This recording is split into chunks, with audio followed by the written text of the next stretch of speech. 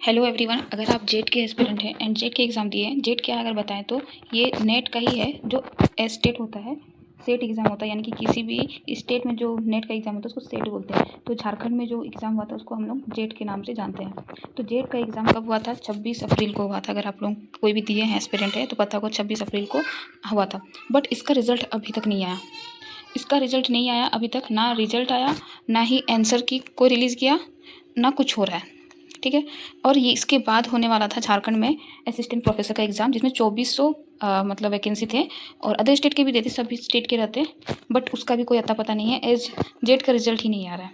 अब पता नहीं क्यों, क्या होगा, क्योंकि एज झारखंड में जो जेपीसी एग्ज़ाम होता है उसका मेंस एग्ज़ाम भी अब नहीं हो रहा है, क्योंकि एज न्यूज़ आया है कि बहुत सारे पैसा, करप्शन का पैसा हुआ या फिर सीट पहले ही बिक गए थे, ऐसे न्यूज़ आ रहा है। जिस कारण से क्या हुआ, अब जेट का जो रिजल्ट था वो भी डिले कर रहा है, क्योंकि ये भी जेपीएससी ही लिया था, तो ये रिजल्ट भी क्या हो रहा है, अब डिले कर रहा है।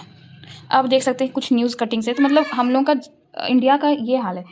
स्टूडेंट प्रोटेस्ट क्यों ना हो, ओएमआर आपका बाहर निकल जा रहा है, आप गलत लगा रहे हैं ओएमआर, फिर भी आप पास कर जा रहे हैं पीटी। मतलब ये हाल है।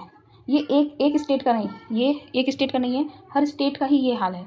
हर स्टेट वाले आप देख सकते हैं। ये जेपीएससी नहीं, इवन बीपीएससी, लेकिन बीपीएससी में ये है कि वहाँ के लोग प्रोटेस्ट करके ठीक कर लेते हैं।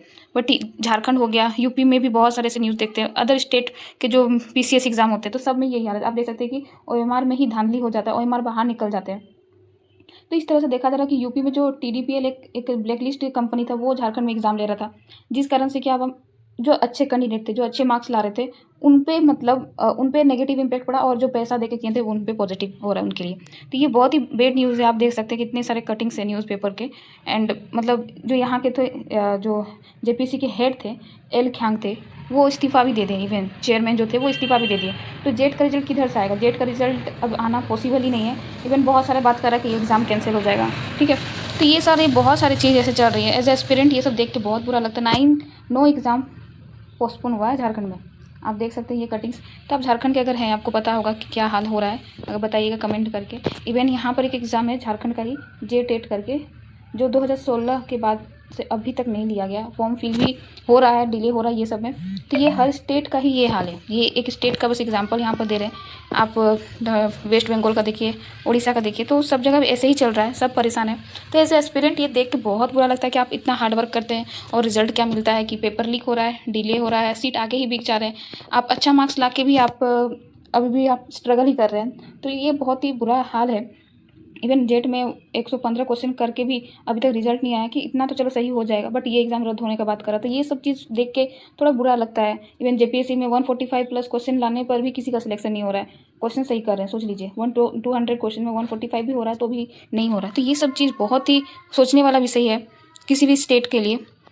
और आप लोग आवाज़ उठाइए, जो भी स्टूडेंट है, स्टूडेंट प्रोटेस्ट को सपोर्ट कीजिए कि ये सब चीज़ नहीं होना चाहिए। जो हार्ड वर्किंग है एटलीस्ट उनको उनका रिजल्ट मिले, बस इतना ही बोलना है। ऐसा ना हो कि जो हार्ड वर्क भी नहीं कर रहे हैं, पैसा के बदौलत कर रहे हैं। ऐसे हम लोग बोलते हैं हार्ड वर्क करो, हार्ड वर्क करो, तो ये बहुत ही बेड न्यूज़ है और सुधरना चाहिए ये चीज़।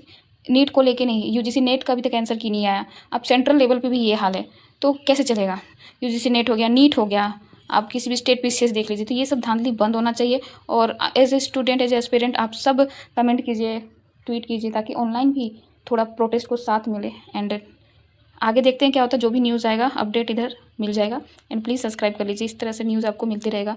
असिस्टेंट प्रोफेसर से रिलेटेड हो या फिर किसी भी सेट से एग्ज़ाम के रिलेटेड हो, एंड क्वेश्चन पेपर भी सॉल्व कराया जाएगा। Thank you.